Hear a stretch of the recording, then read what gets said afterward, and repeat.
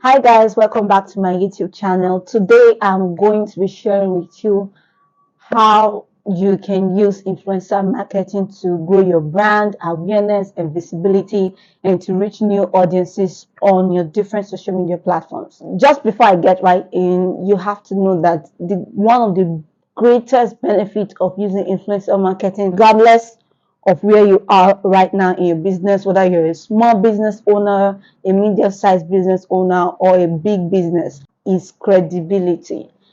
Because people want to connect with your brand, they want to connect with you. And one of the great ways to do that faster is to connect with people who already have a connected community around them. That's where influencer marketing really comes in. So you have people who have built a community around them, around the niche or whatever it is they talk about, and you as a business go to meet these persons to speak to their own community about your brand, sort of like putting in a good word for your business. So that's really just like giving a down base explanation of what influencer marketing is. So I'm just going to lay down some tips, maybe 4 or 5 tips of how you can actually go about using influencer marketing for your business. The first thing you want to do is to identify relevant influencers for your niche. Now, a lot of people who want to use influencer marketing for their brand do it wrong, and that is why they end up actually not getting the kind of results they are looking for. For example, you're in the fashion industry and you're looking to run an influencer campaign to reach a new audience, people who are interested in fashion. There is absolutely no reason why you should go start hiring an influencer who is talking about maybe finances or something. So while those people can have certain people in their audiences that may be interested in fashion, you may not get the result you're looking for because what your business is about is fashion. It will be better for you to get an influencer who is already in fashion niche and who people are following because of fashion to talk about your brand. So the first thing you need to do is to identify relevant influencers in your niche. If you have the budget for the macro influencers, the big influencers, the Kim Kardashians, the guys, the people who charge the millions of dollars, if you have the budget for that, please go ahead and get these guys because they do have a huge following and it is effective.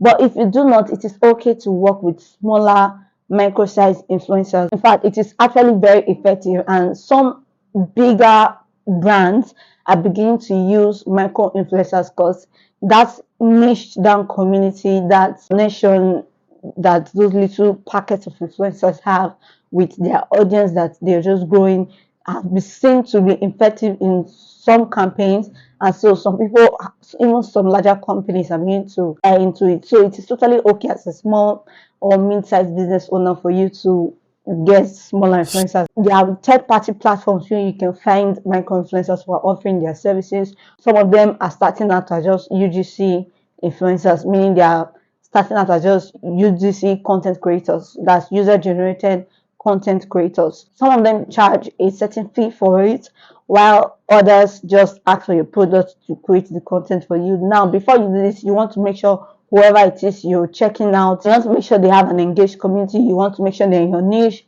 and you also want to make sure that they have the ability to create good content for your brand. So you look at the kind of content they create, does it align with your brand values? Because if a certain person is doing naughty things on the internet and you have a huge following and your brand doesn't really align with naughty stuff, it just doesn't make sense for you to go get that influencer simply because you want a large following. So don't throw away your brand values because you're trying to get influencers to work with you.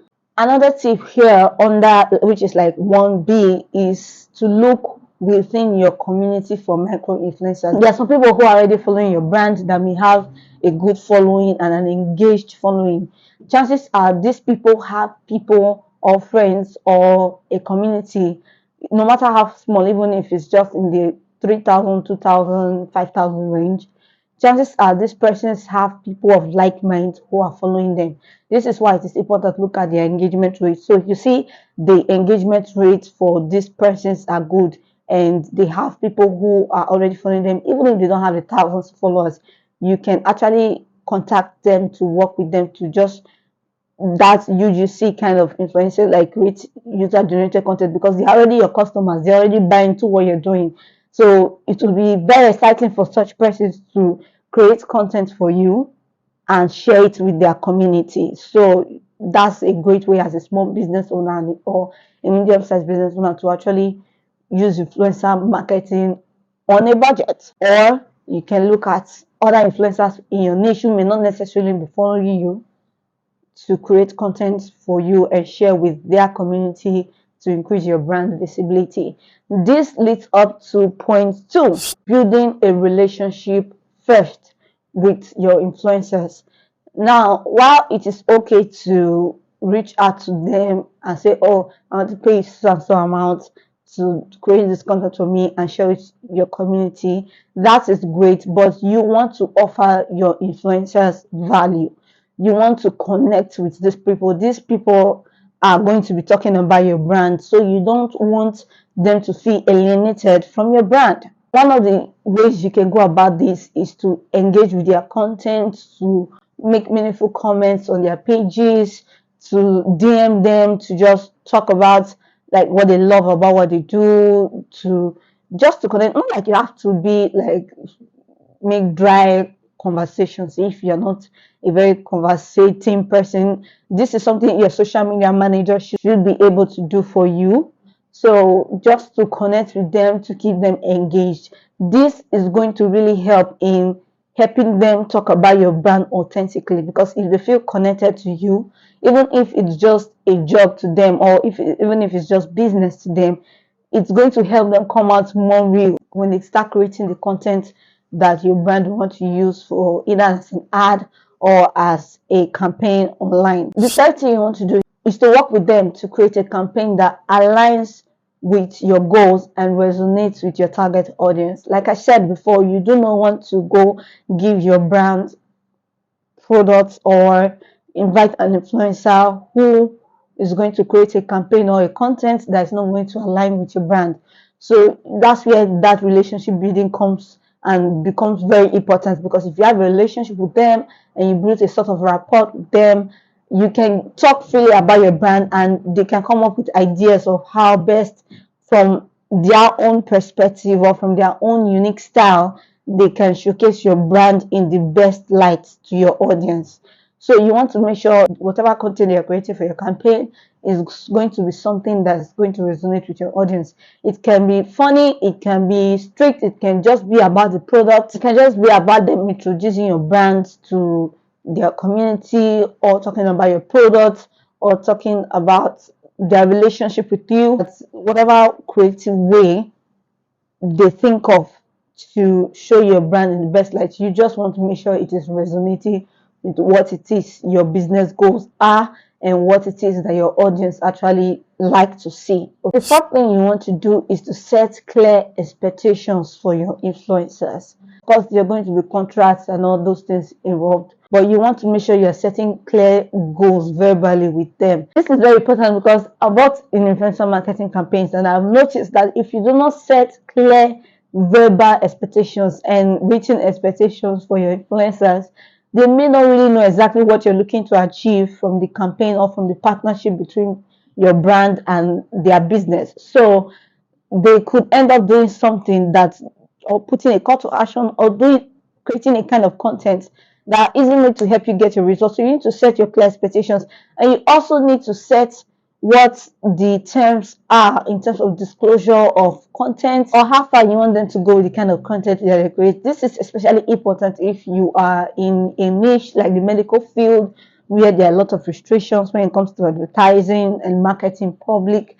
You want to make sure whoever is influencing for you understands some of these guidelines. This doesn't mean you should stifle their creativity or try to get them to do what is in your head. They are influencers, they are professionals, and they know what it is that is expected of them. And then it's just that on your part, you will need to set that expectations clearly for them. 5 is to track and measure your campaign results by using social media analytics tools.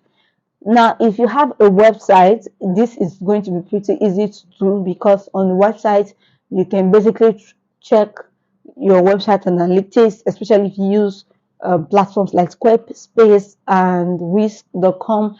You can definitely check behind the websites to see where those traffics are coming from which influencers page the traffic came from, for and where these visitors went to when they came from these influencers. The important thing here is measuring your results is key, because you want to know if influencer marketing is really working for your brand. It's if you are able to track successfully and you see, oh, this particular influencer did a very good job in sharing your content, and a lot of people came and took action. A lot of people who came from this person took action on your product or on your business to buy your product or to patronize your service. You know, okay, it's good. We maybe sort of do a kind of retainer plan with this particular influencer to create more content for us concerning what it is that we are offering, because you want to know what is bringing in that awareness, that attraction. You're looking for that visibility, whose content is really driving that result. So when you're able to get that, you can then incorporate influencer marketing into your social media marketing. Another thing I like to put out there is that influencer marketing is something you need to give some time. Sometimes, in some cases, you actually need to give it some time, meaning you ain't just going to pay an influencer a one-off payment for one content and expect that one content to generate you a million leads or to bring a million people to your website, to your business. No, it doesn't work that way. It's something that you have to try. Like I said, you have to try out different influencers to see kind of content to create, to see how your audience is resonating with these influencers, and to see how much traction you're really bringing to your business. And then you also want to make sure that they are the right persons for you, and their values and your values align. So guys, these are the 5 things you need to take note of as a small business owner or a medium-sized business owner is looking to start out with influencer marketing on social media. If you got something from this video, if you learned something new in this video, hit that like button. This is just to encourage me to create more content for business owners like yourself. So guys, I'll see you next time. Subscribe, subscribe, subscribe, subscribe, and